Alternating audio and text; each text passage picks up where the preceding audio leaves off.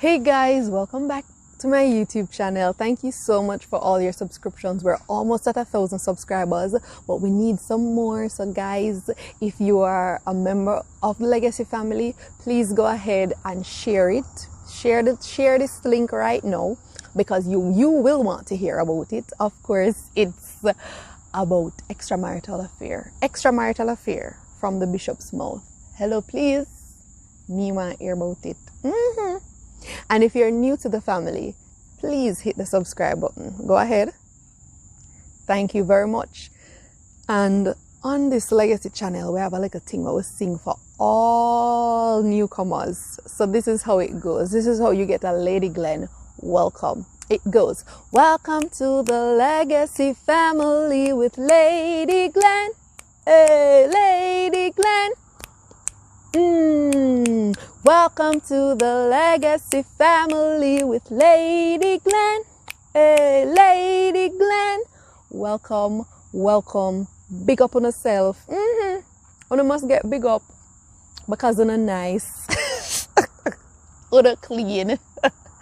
I want to subscribe. Right through. So, I'm not going to tell you what this week is about. Go ahead and watch this video.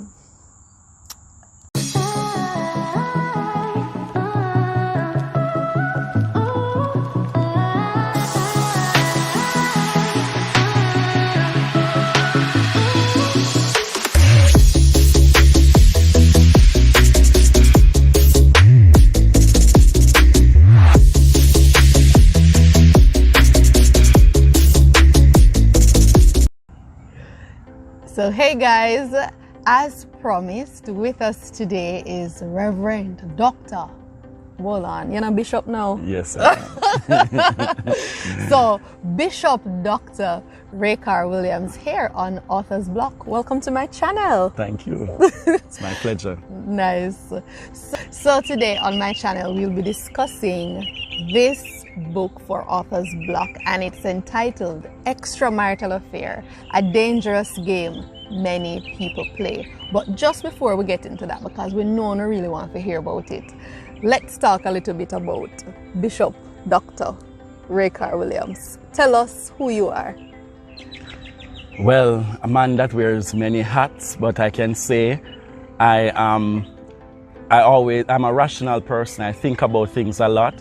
I am also very reliable in whatever I am given to do, and I always try to be relevant, meaning I try to engage young people and all ages at all times.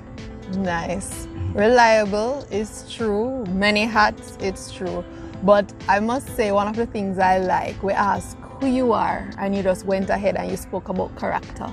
And you didn't let us know that, oh, I'm also a JP, or, oh, I have this amount of letters behind my name. And so he won't say it, but it speaks to his humility. And right on that note, go ahead and tell us. Do you remember when we met or how we met? Well, I met you from my daughter. We were going to church and she asked me to pick you up. Yes. And then I was really amazed meeting you, because I was saying I didn't know that young people, you know, were so much into God. Yeah. And I was really amazed about that, having met you at the time. Yeah, I think that was, what was that, 2016? It's probably about that time. That's what it is. So that's all 5 whole years. Yes. And so I can speak of all the 5 years. He is a man of God, and truly after God, he's after God's heart, and you know, the things of God and so on. So I honor you for that, Bishop. Thank you. And so it really was a pleasure asking you to come on and then to talk about your book, Yes. Extramarital Affair. First of all, let us know what inspired this book, and you know, how did you know to write it? Well, I was getting into the authorship, having written my first book the year before, and I actually thought I would do another book for now, but I was traveling along, you know, with a taxi driver, and he shared some very pertinent stories about real life issues, about his customers who have been in the car, and you know, things that he experienced, and I was amazed by it. In fact, I thought about writing it in a book, and then I put it off, and then I thought about it, and it went on for a while. And it just played on my mind so much that I'm saying, no man, this kind of details need to be captured so that other people can know how people take this thing as a game, and it is such a serious issue because it can have several implications. And that's where, the genesis of it started. Okay, nice. I know enough of because when you see Bishop, when you come out and see Extramarital Affair, and when you come for fast to hear what is happening. well, the book take a very dramatic slant, yes, by giving a story at the start of each of the chapters, especially the first half. So you'll be hearing some of what the taximan said, and then we get into the cultural issues. So you will hear some of what your grandmother used to say, and things that you see happening around you. Then we get into the spiritual part, where we do the theological reflection with a lot of scriptures about the issue, and we discuss those scriptures, and we also do the counseling implications. So a number of persons like this book because it really helped them as they engage persons in a counseling experience. It gives a lot of counseling insights. So you mean insights. to tell me this very small book have all that information in it? Yes. Wow. Guys. And it ends with each chapter ends with a summary. So by reading the summary, you know what the chapter is about. It's literally 138 pages excluding the references, and I'm sure if I were to exclude some of the other things around the front, it's less than that. Yes. So it seems like a wholesome book, and persons should buy it. But just before we put in that plug, let's get into some more details. So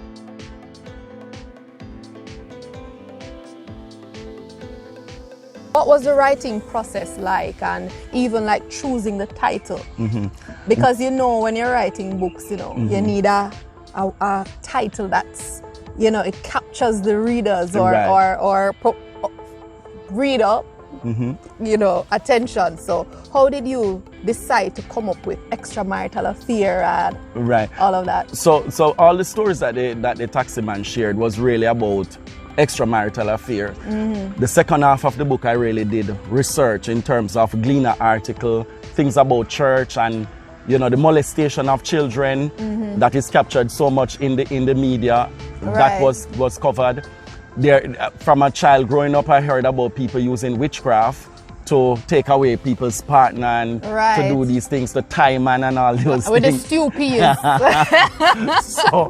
So the second half of the book get into those kinds of things, and even the legal issue, because some persons are doing these things and they don't know that they are legal issues. Even your children growing up as bastard, your two children going to the same school and they can't relate to each other because they have the same father but they don't even know, and all those kinds of mix-up comes in the book. So it discusses these things and how it plays on you and how it affects you, as a child growing up, and the long-term implications such as mental illness, stress, guilt, and all these things that affect both the children and the persons who are playing the game. So the writing, what I try to do is to, having written on a particular topic, I try to find a clear phrase or a one word that would encapsulate what the entire chapter is about. So just by hearing that line, you know what the book is about. Yes. So each chapter, it's about extramarital affair, which is meaning people who are married and they are doing things on the side.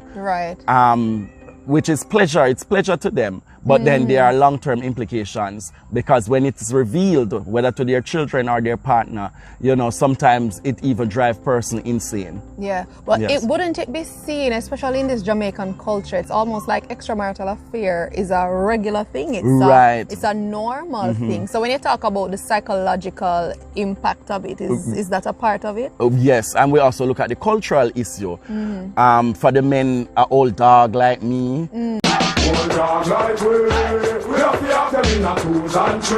must have them in twos and threes. That's minimum slang. Girl in a bongo. And so we talk about those things in the cultural issue, but it comes with a psychological impact, because people grow up not being able to fulfill their potential. You as a parent, you're not able to provide for your children in a good way because your little dollar have to stretch to so many different places, and so your children are deprived of benefits. Sometimes the man's out having pleasure, spending his money as his own, while the woman has to try to find a way to survive, both to make sure that the man has something to eat and the children, while he takes his substance and wastes it. And I must say that it's not only the men do it, the women do it too. I was just about to go there. The book is very balanced because it looks at both sides of the fence. Okay, nice. So you mentioned earlier that you wrote one book before this one. So how long was the writing process with this one as opposed to, or in comparison with the first one?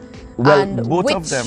Which chapter of this book was most difficult to write, and tell us why? All right. Well, for the first book, it was an offshoot of my doctoral thesis, so it was easy to, just convert it into a book. Right. For this one, it was a little challenging because having written about the stories in the first half, it was a little too short. And then I had to expand by saying, what else could I do?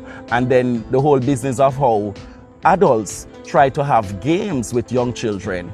You dirty man, leave the people picnic them and rule. So they prey on the children. They are married people and they want to have fun with boys or girls. And so I look at that, and it's happening in the church as well. Yes. It's happening in the schools. It's happening in the homes. And so, I get into all of those details because we want us to see how graphic it is, how dangerous it is, but yet we do it for fun as if it is a game. But indeed, it is a serious, serious issue. Right. So the writing process, I don't think it took me long, probably over 3 months, the most, because there was a little stop and go here and there. And like for the second half, we have to go on the internet and search for material to support the discussion. Right. That took a little time. Okay.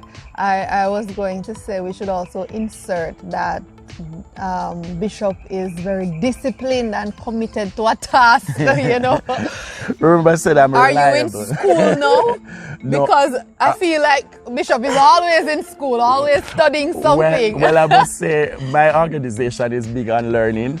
So even now I have a long list of mandatory courses that I'm to do, and I'm saying, oh my God. You mean more courses on all the courses you've already taken in your life? When you're working in the financial sector, each year there are some courses that you must do. They are mandatory. Oh, okay. And just to think about it seems like stress because I think I passed this level now. And he's saying this, but he's going to do it. I have to do then it. He's going to get A+. Have to do it. Okay. So you didn't tell us which chapter was most difficult. Do you have any chapter or any part of the book that it was difficult for you to write, whether because it was just too graphic, it was too painful because you also have children and all of that? Yes. Well, the second half, as I said, where you're doing the research, sometimes that was a little challenging because when you're looking for the material online, it becomes a little difficult, and sometimes when you read it, it doesn't add up. Because sometimes you see more than one version of it and it seems to have some disparities. So it gives me time to reflect on it. Should I use this one? Should I take this account? And so on. So that makes it a little challenging. But there's this chapter that talks about spicing up the game. Right. Where you're getting into things about oral sex and all of those kind of things that people will do.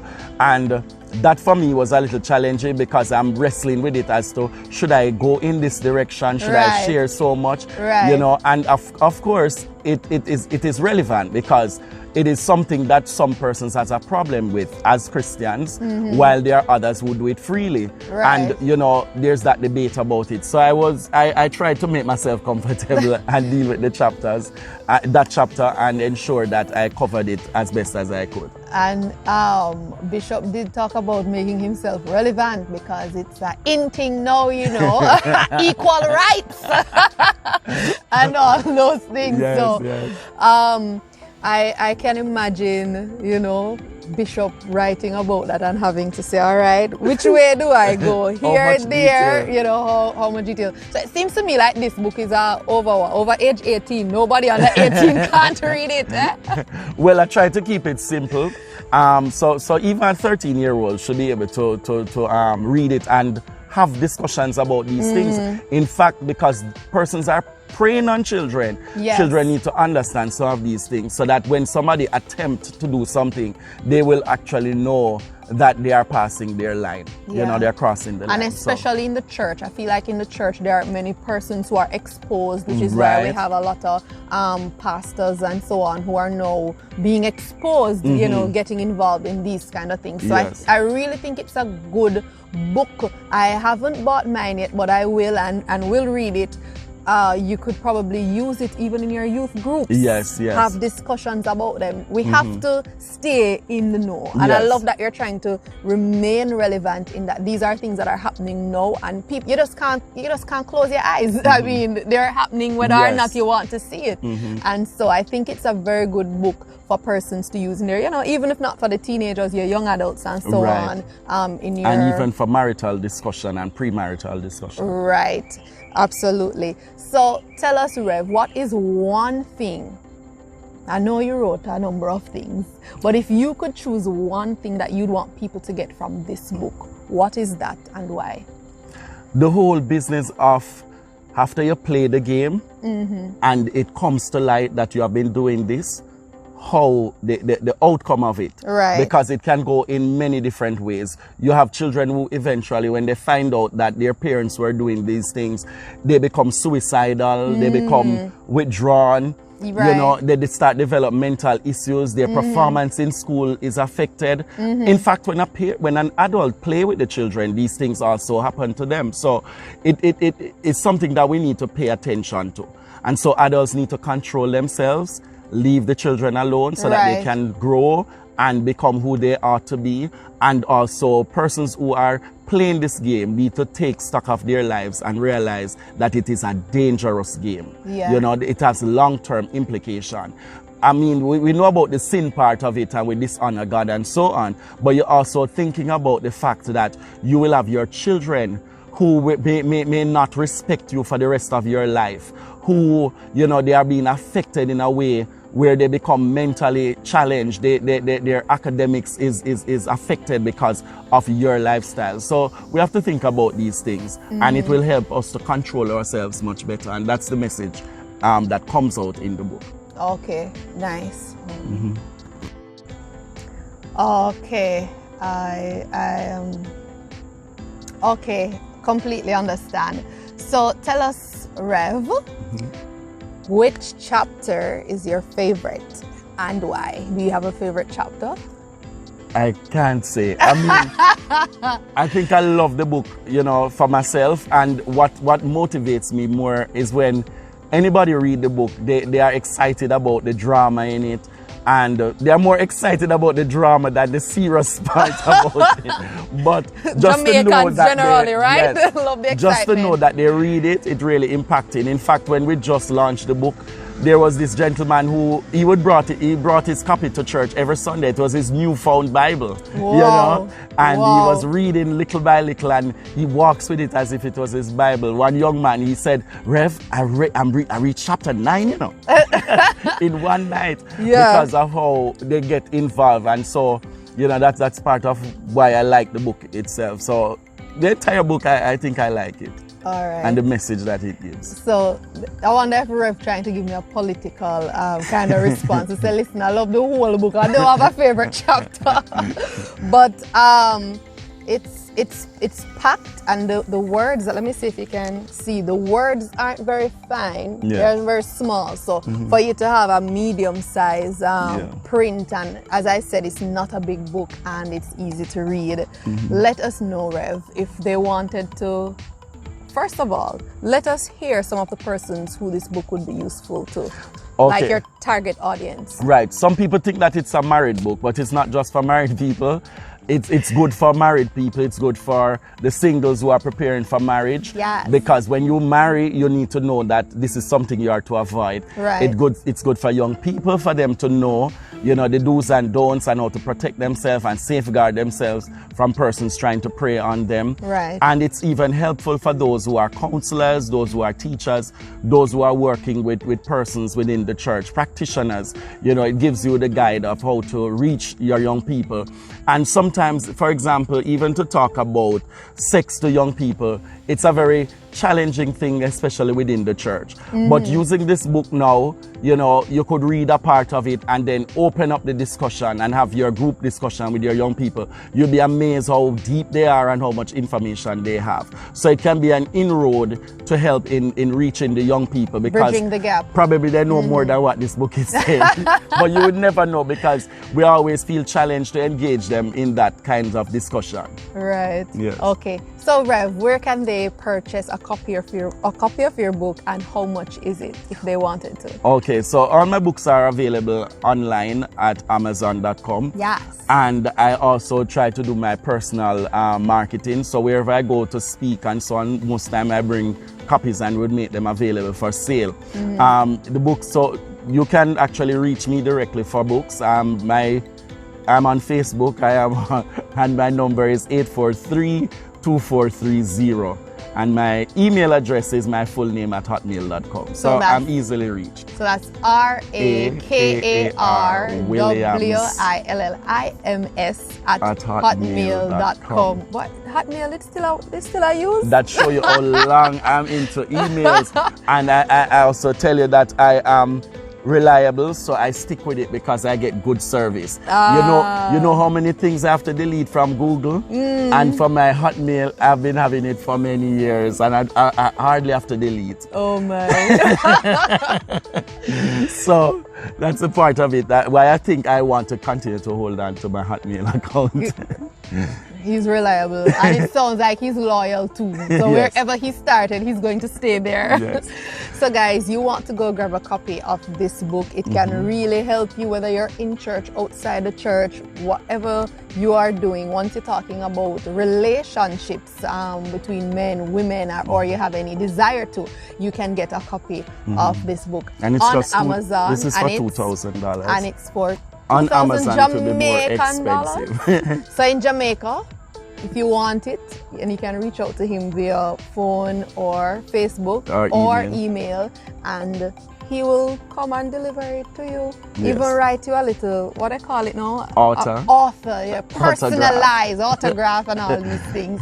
So go ahead and grab a copy for $2,000, or you can type in Extramarital Affair on Amazon. Of course, when you read the book, leave a review, man. Yes. So we can know what's going on. You understand? Yes. So let us know, is there any event, or you mentioned that you wrote a book before, so maybe we could support you on that, but is there any event, other books or anything that you have that my viewers could support you? I have two books. One is Governance, a Challenge to Small Church, which is quite relevant now, having listened to the Kevin Smith issue. So it talks about how you manage the church, how you administrate, and so on. So it's a very good book to use. For leaders, make sure that you are registered and so on. And succession planning, all of that comes in here. And then my third book, most recently, launched this year in May. This is Helping Children Scarred by Circumstances. This is also another practical book, how to help the young people, because of course they are going through challenges. It covers a lot about the current time where they have to be online for learning and so on. So it discusses these issues and the long-term implications and how we're going to manage them and deal with them. Okay, so they can also get these books on Amazon or from me directly. Right. As well. So if you have a church, you work in the church, this is the book to get. Yes. And this one, you can literally pick it up to gift it to a friend. Christmas come by one Rev book. Christmas. So go ahead, grab a copy of his books. Send him a friend request on Facebook. I was gonna say follow him on Instagram. Are you on Instagram? Yes, but I really don't keep up with it. So you're being said it, I am not paying attention. All right. I'm So, more Facebook and YouTube. okay. Yes. Thank you very much, Rev, My for pleasure. coming on my channel. Yes. So everybody who comes on my channel, they have to close out by saying, tell the people what to do. You know what they must do? No. Let me introduce Vote. you. I think they Vote. need to vote. Vote and subscribe to Lady Glene's channel. I check your numbers recently and I see that you still have a fair way to go. Yes. So and I've been sharing your link, on my status, WhatsApp status. So yes, go ahead, subscribe. That's right. And vote for her. Share her page because her content is very relevant and very interesting. Yes. Thank you. So we have to teach Rev the YouTube language. Like, Yes, share, subscribe, drop a comment, Yes. not vote. But thank you so much, Rev. It really was a pleasure having you. Thank you for saying yes. And of course, the lovely background that you see, is studio today is at Rev's home. So thank you again for coming. And I Yes, know yes. that the viewers will find it interesting and they will grab a copy of the book. Thank you. Thank you. All right. So thanks for watching, and let us know your thoughts on the interview or even how you can get more. He's a preacher, he's a teacher, he sings, all of Financial that. He's a practitioner. financial practitioner. You can Marriage reach out to it. officer. Marriage officer, Justice marriage of the counselor, right? Justice of the peace. So if you are looking or you're going to get married, you can ask him, reach out to him, ask him to give you premarital counseling, man. Listen, he's the real deal, I'm telling you, and you can't say that about many pastors these days. Anyway, we're not going good here. So don't forget to like, share, comment, and subscribe. Until next time. See you. Bye. Bye. Yes, guys, I know that y'all thought this video was about extramarital affair in Bishop's life, but no. So please go ahead, purchase one of his books. Don't forget to share with a friend. And by the way, don't tell your friends, say it's another episode of Author's Block. Don't tell them, I want them to watch it. Get local views and so. Until next time, guys, don't forget to like, share, comment, and subscribe. See you.